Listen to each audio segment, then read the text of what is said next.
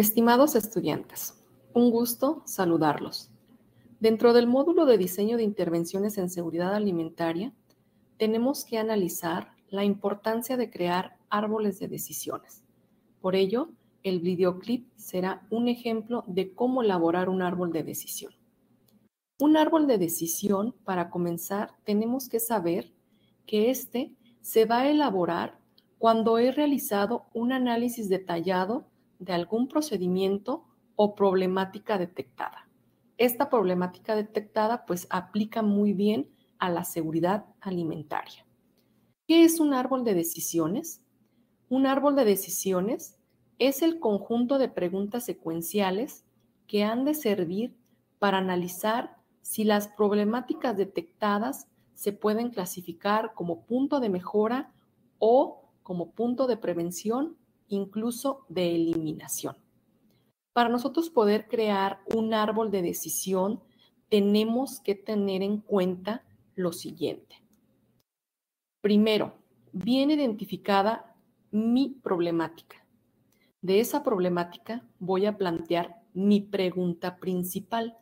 De la pregunta principal yo voy a partir porque de esta se han de desglosar más preguntas. Cuando yo planteo una pregunta, la respuesta que puedo obtener puede ser un no o puede ser un sí. Vamos a seguir la secuencia que hay que resolver en caso de que la respuesta sea sí o sea no. Planteo mi pregunta principal. Si la respuesta es no a lo que yo esté planteando, necesito ver qué acciones necesito implementar para poder continuar en mi proceso. Si yo tengo acciones y ahora mi respuesta es sí, puedo continuar, paso a la pregunta principal y la respuesta fue sí. Si yo dentro de estas acciones la respuesta vuelve a ser no, paro el proceso. Ya no puedo continuar porque si la respuesta es no, no puedo pasar a la siguiente pregunta. En cambio, cuando ya continúo, la pregunta principal se modifica y ahora la respuesta es sí. Cuando ya la respuesta es sí, voy a pasar a la pregunta número 2. Nuevamente espero una respuesta no o un sí. Si la respuesta es no, puedo tener otra vez acciones a implementar. Cuando en las acciones a implementar me da otra vez la respuesta de no, se para el proceso y hasta ahí se queda la contestación de las preguntas, porque yo ya no puedo avanzar. En cambio, si tengo acciones, la respuesta cambia, puedo continuar y nuevamente paso a la pregunta número 2. Ahora la pregunta número 2, la respuesta es sí, por lo que entonces puedo plantear la pregunta 3. De la pregunta 3 puedo tener un no de respuesta y hasta ahí se terminan todos mis planteamientos de las preguntas. Ya no hay opción de que yo pueda volver a preguntar o regresar a las preguntas anteriores. Hasta ahí termino y ya no continúo con la secuencia. En cambio, si la pregunta 3 es sí, paso a la pregunta 4. En la pregunta 4 nuevamente puedo obtener una respuesta ya sea no o sí. En el caso de que sea no, en este ejemplo, la pregunta cuando es una respuesta no, me regresa hasta la pregunta número 2.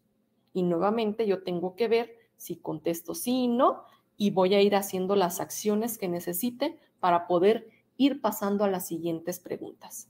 Si ya la pregunta 4 es sí, entonces se detiene el proceso.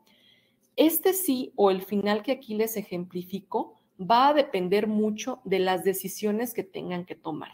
Además de cuando ya se ha complementado la contestación de estas preguntas, pues bueno, se puede avanzar a la siguiente etapa. Un ejemplo, si estuviéramos analizando una máquina y la última pregunta es, ¿la máquina ya opera con normalidad? Sí, entonces yo ya la dejo trabajar. Sería un ejemplo a grosso modo. Este tipo de procesos o de diagramas que aquí observamos se le conoce como el árbol de decisiones. Es muy importante, sobre todo, utilizarlo en el control de la calidad. En control de calidad se determina los puntos críticos de control o los puntos control. y de ahí va a dar el mejoramiento o las acciones correctivas que se deban de implementar. De aquí que tenga el nombre de árbol de decisiones. Otra pauta importante es que ustedes pueden encontrar que tengan enunciados probabilidades cada una de las respuestas. Pudieran poner aquí o pudieran encontrar que dice 0.5, entonces corresponde al 50% de probabilidades. Acá entonces sería el otro 0.5 restante y el otro 50% de probabilidades. O que tengan un 0.25, corresponde al 25%, lo que me resta para la unidad sería el 0.75, que sería el 0.75, que es el 75%. Y pues bueno, para eso nos sirve todo este tipo de árboles de decisiones, para que nosotros podamos ver qué camino debo de seguir de acuerdo a lo que esté obteniendo de respuestas. Gracias.